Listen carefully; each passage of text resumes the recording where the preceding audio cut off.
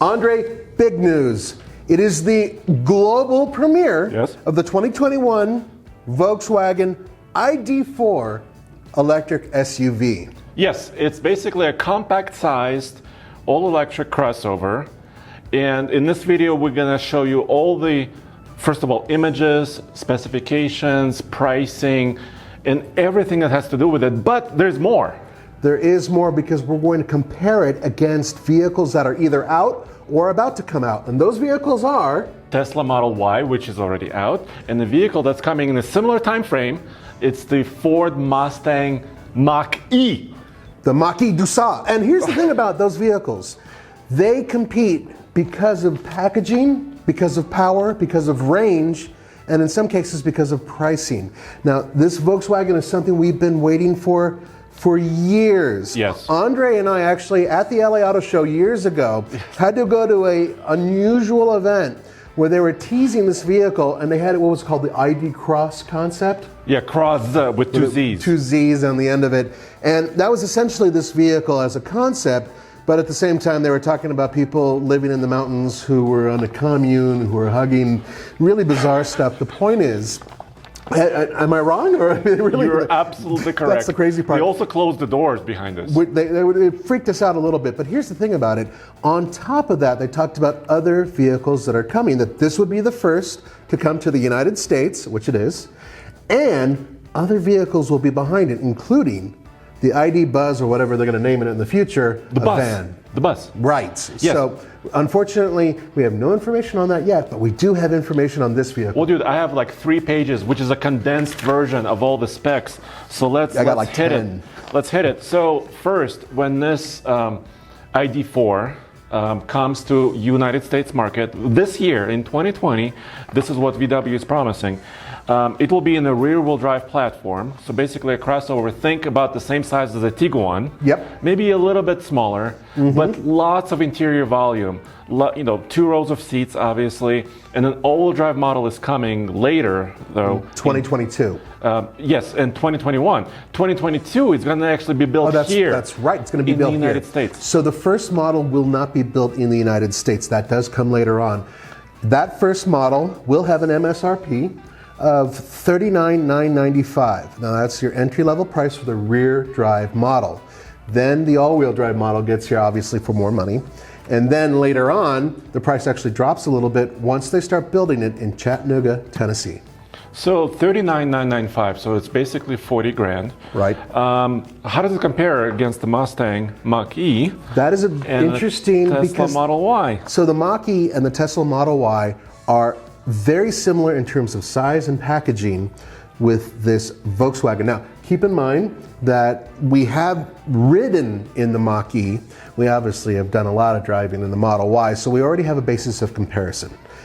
The Mach-E comes in a little bit more expensive. Yes, and it starts at 43 grand. 895. Right. Now remember, this is before incentives. This is just the standard price before you get any rebates or anything. We're not talking about that right now. Yeah, federal incentives, tax incentives, local state incentives.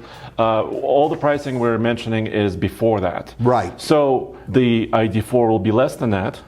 Also, Model Y starts at 49,990, so about 50 grand. So Model Y is more expensive, but there are reasons for that. Yes, there are. There are performance reasons. So let's talk about a little bit about the battery, a little bit about the range on this ID.4, because I want to know all the specs. Right. So the initial model, the base model, is going to come with an estimated 250-mile range.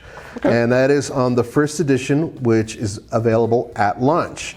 It will have a 201 horsepower rear-mounted electric motor that is an 82 kilowatt hour setup.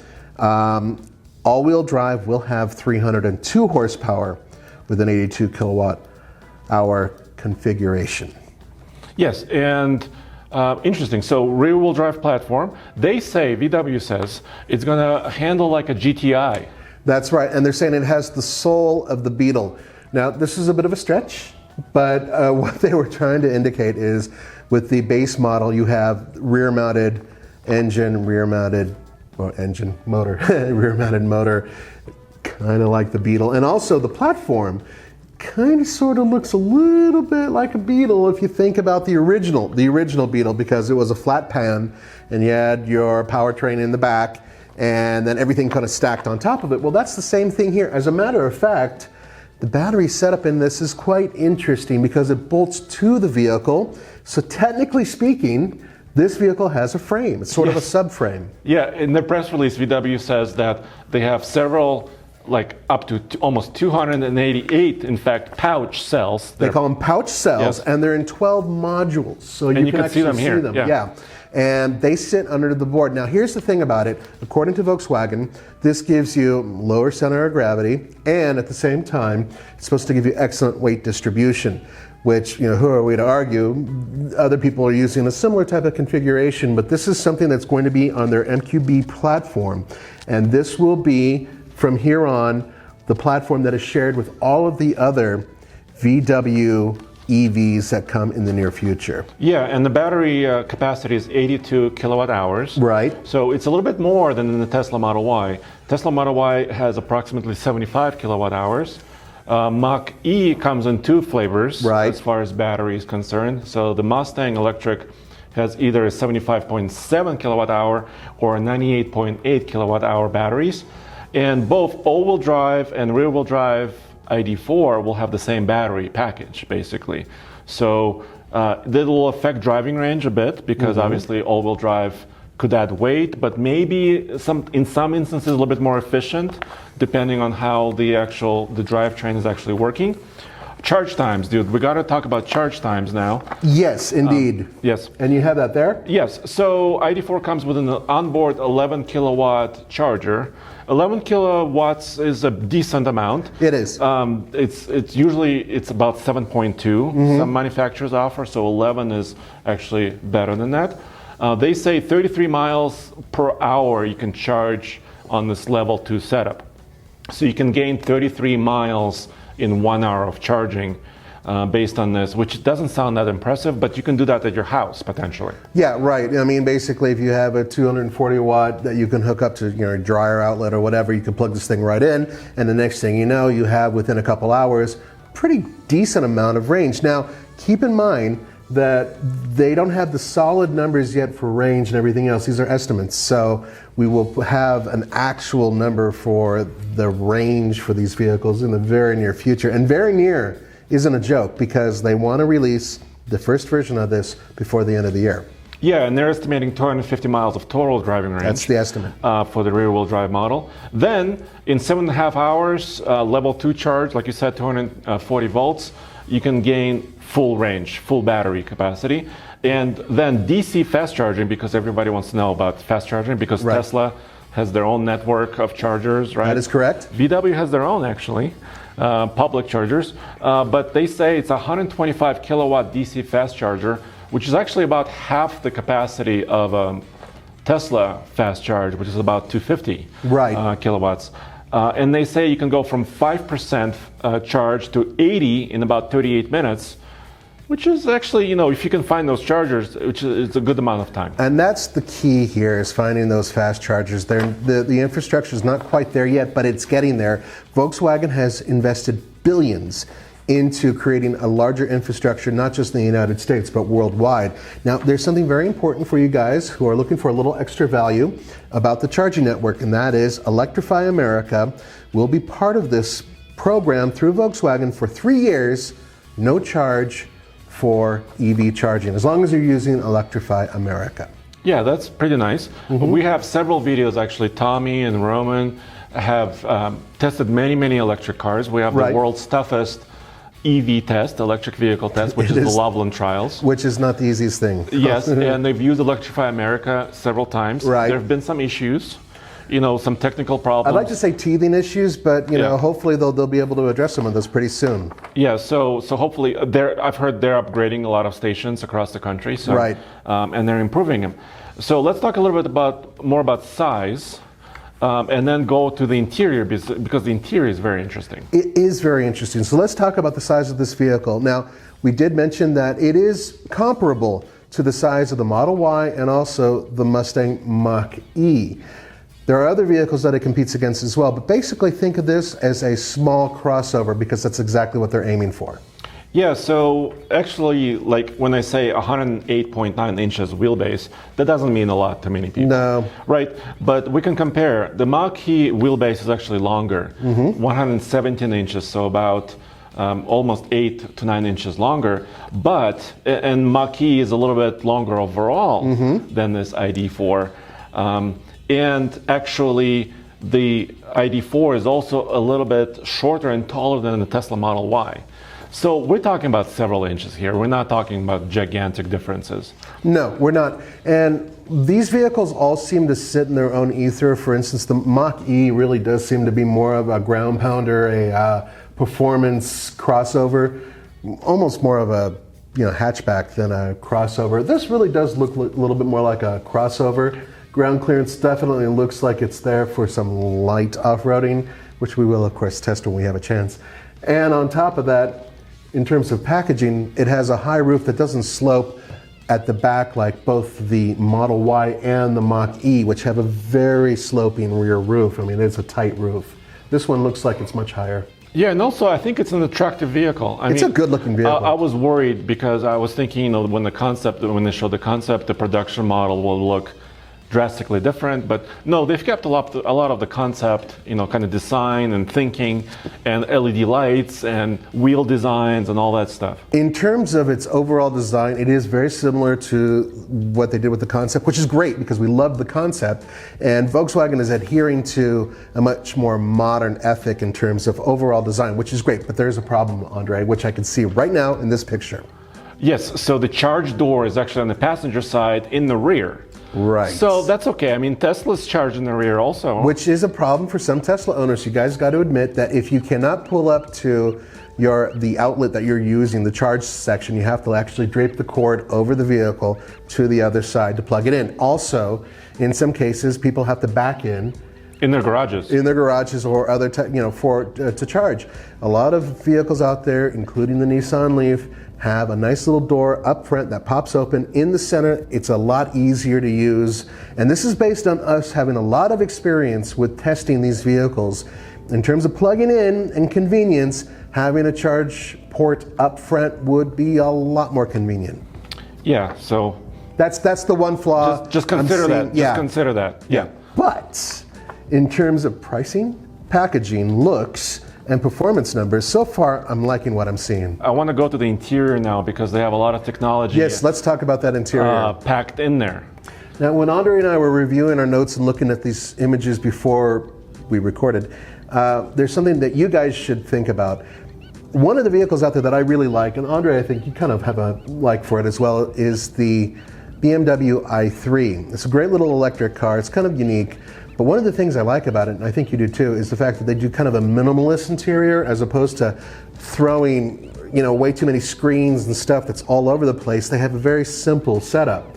This reminds me of that a little bit. Look at the way the display is set up in front of the driver and the screen, the infotainment screen. That's about it. There's not a lot of extra stuff there, and I personally like that. Plus, I like the aesthetics and the flat-bottom steering wheel for my massive American tummy. Yeah, so a few numbers. 5.3-inch cluster in front of the steering wheel. So it's a digital display. The shifter, the reverse drive, and also the aggressive brake, regenerative brake mode, the shifter is actually kind of attached to that screen. You can kind of see it behind the steering wheel. It's very similar how the BMW did it too. Remember, right? The little switch that's almost like a column shift. Almost like a column shift. It's sitting there. It's actually connected to a point where you're able to rotate through it. So it's almost like a dial, but it's got a little bit of a stick on it. So obviously multifunction steering wheel, adaptive cruise control, all the settings, all the volume controls. And if you guys can see down there, you'll see it says first. So once again, that's the introductory edition of this vehicle, the first edition. They will rear-wheel drive once again. Rear drive. And then a couple of different screens in the center. So you can have a 10-inch screen or a 12-inch screen. And we know Tesla and Mustang, they're playing with big screens too. Huge screens. Yeah, especially Tesla. I mean, it's kind of gigantic. I'm not a big fan of giant screens, to be honest with you, but this is a personal thing just because I don't like the reflection at night. But this one, at least this one here, looks like it's a fairly good size, and it's definitely up at eye level. So not a bad start. Yes, and also minimalist, like you mentioned that. Tesla is minimalist.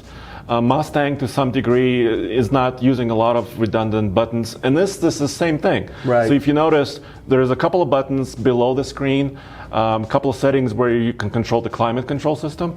But a lot of the features, Apple CarPlay and connectivity and maps, all of that stuff is in the screen. Right, and there is a Qi, I don't know if they're going to call it Qi or whatnot, but there is a wireless charger that is in this vehicle as well, and that is located right over there, basically in the center console area. And it actually looks like it's fairly large. One of the problems we've seen in the past is some of them are kind of small. So if you have a case on your phone, it may not fit. This one looks like it'll hold just about anything. Yeah, of course they have the IQ Drive system, which is kind of their driver assistance technology system. Forward collision warning, emergency braking, blind spot monitoring, lane keep assist, adaptive cruise control, rear traffic alert, dynamic road sign display, park distance control, automatic high beam. Now, it goes without saying that there are plenty of toys on this, but that is actually comparable to what you'll find on the Mustang Mach-E. And of course, at the high level, you'll find that and more available on the Model Y, right? Yes. So this is just right there in that same ether, more than some, less than others. But what Volkswagen is aiming at here is a value proposition. Yes. And that is kind of where this story all goes to. First of all, you have a company like Volkswagen backing up this vehicle, so you have dealerships all over the United States. First positive thing. Second thing is this vehicle will eventually be built in Chattanooga, Tennessee. That's huge, right? Yes. Third thing, and most important for Andre and I, according to Volkswagen, this vehicle will handle as well as a Volkswagen GTI. A front-wheel drive hot hatch, this will handle like that. I want to test it. I want to see it. You want me to read the actual quote? Well, let's just wrap this up. Yeah, it's crazy. Yeah, I know they said it. So to wrap this up, like you said, value proposition between 40 grand approximately to 43, which is very, an affordable starting point for an electric crossover like this. But the price has to do with performance too, right? Both Mustang, Mach-E and Tesla Model Y, they have high performance variants. There's a performance Model Y that's quoted at 3.5 seconds 0 to 60. Right. There's in 2021 there's going to be Mach-E GT, which is kind of a more performance based Mach-E that's quoting about 4.5 seconds 0 to 60s. VW didn't currently state a 0 to 60 time. No, they didn't. But I'm betting it's going to be more like 6 or 7 seconds, comparable to a GTI. That's what they seem to be aiming at, and I'm completely fine with that. Obviously, you pay more, you get more, so more power, more performance, and everything else. But there's a lot of people who really want to get themselves a crossover electric vehicle, one that is affordable, that has a decent warranty on it, one that hopefully will be reliable, and Volkswagen is aiming for that audience with this vehicle. Yeah, and of course in 2021 they'll have more packages. There's going to be a statement package, gradient package on this VW, different things like 12-way adjustable power seats, if you want luxury features, adaptive LED headlamps, on and on and on. They'll have a full feature set, including 20-inch wheels. That is correct. Now, once again, this vehicle does come out this year, so that means that hopefully we'll be getting our hands on it in the near future. We will put it on the hardest EV course available, man. We're going to take it up the hill, and we are going to push it hard, because I have a feeling that their numbers, just like other things that Germans do, might actually be undervalued. They may actually do better. A little conservative, yeah. Yeah, they might be conservative. Guys, and go back to tflcar.com for all the latest news like this. See you next time.